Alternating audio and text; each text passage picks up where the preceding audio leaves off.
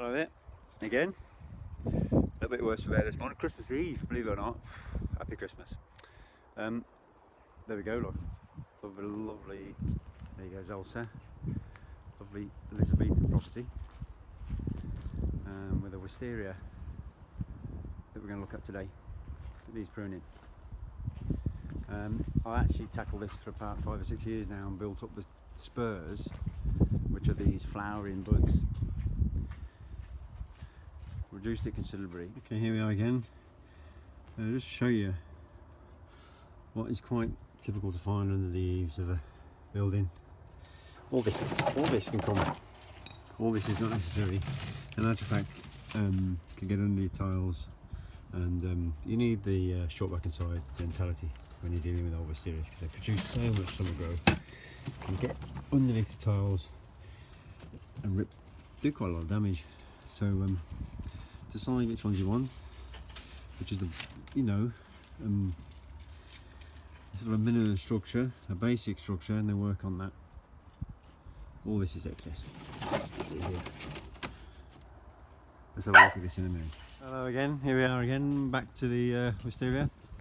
As you can see, I've unchoked underneath the eaves there, completely removed, and in fact I will get into more detail there in the corner. There's a bird's nest there, look.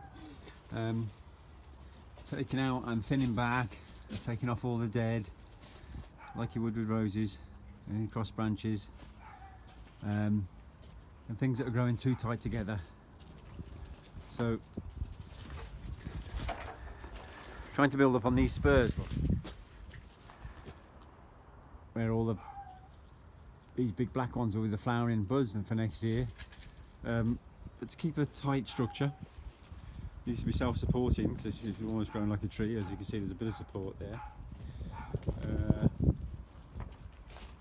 My next job is to really get into the base of that tree, wisteria, sorry.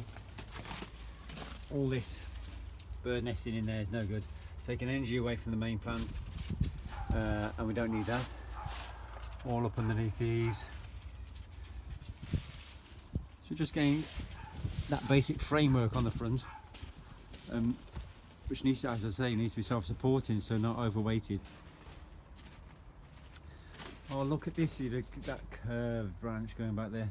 I'll probably shorten that, I may keep it, but the idea is that that doesn't become too flexible and flop down into the rest of the wisteria. If it's going to be, it's got to be self-supporting. And then we'll move on to what I've tied against the house, and try and bring that lateral growth, try and bring the buds along the lateral growth a bit tighter, so they don't pull away from the wall and get too heavy. I'll probably nip that off in the end on this side.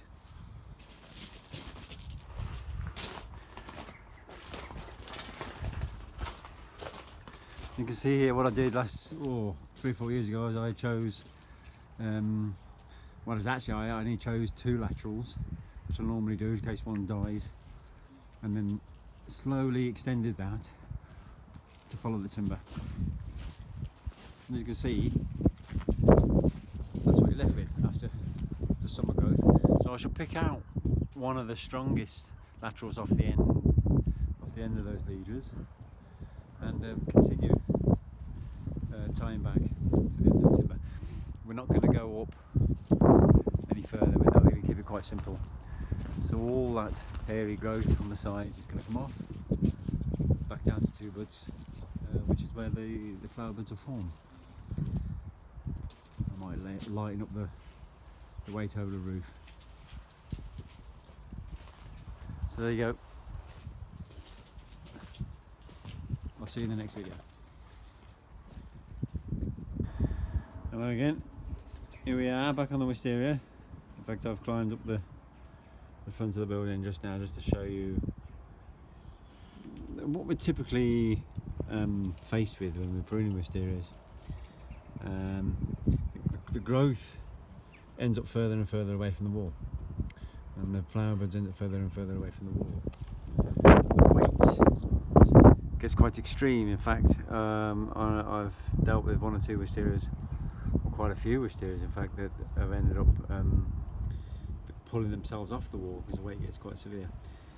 And then the second point is, if I wanted to try and bring this growth back here and not out here, if I was to prune this past the last bud in here, this would probably die because the sap's not drawing.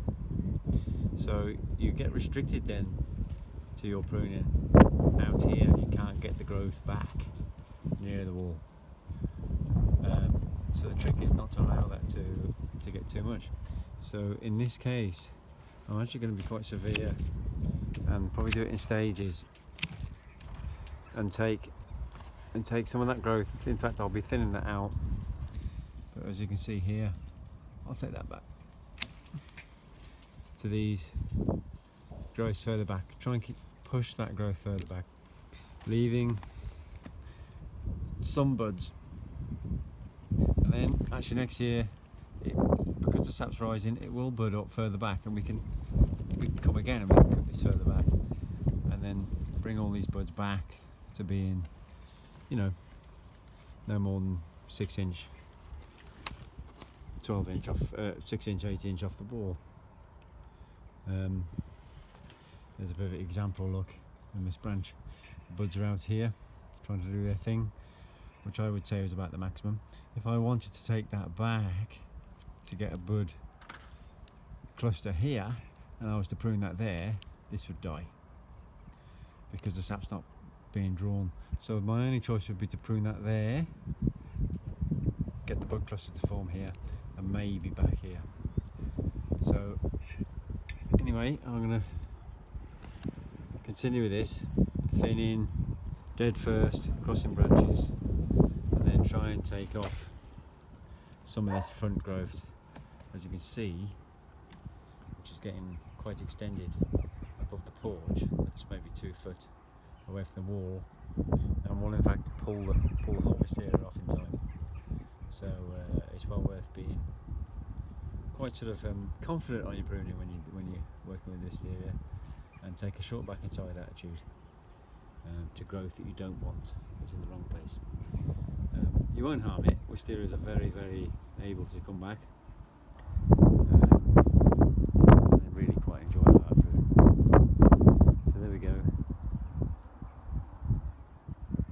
We'll see what this looks like in a bit. So there we have it. Much reduced wisteria. As you can see, I've spurred back, tied it out, thinned out. These laterals along here, I may even take one of those out. I only like 2 myself. Somehow 3 has got in there. It's been a couple of years since I visited this site. But the owner actually wants me to come back very shortly to get things right. Things have got away a bit. So, just gives you some idea what it should be looking like at this stage. And then I should come back after Christmas because I've run out of time today and get into that in a bit more detail. And again, you can see on the front of there, I've tied that back as much as I can to stop that extended growth away from the wall, which will do you no favours. And pull itself off the wall in no amount of time actually. It's just a shame when you spend so long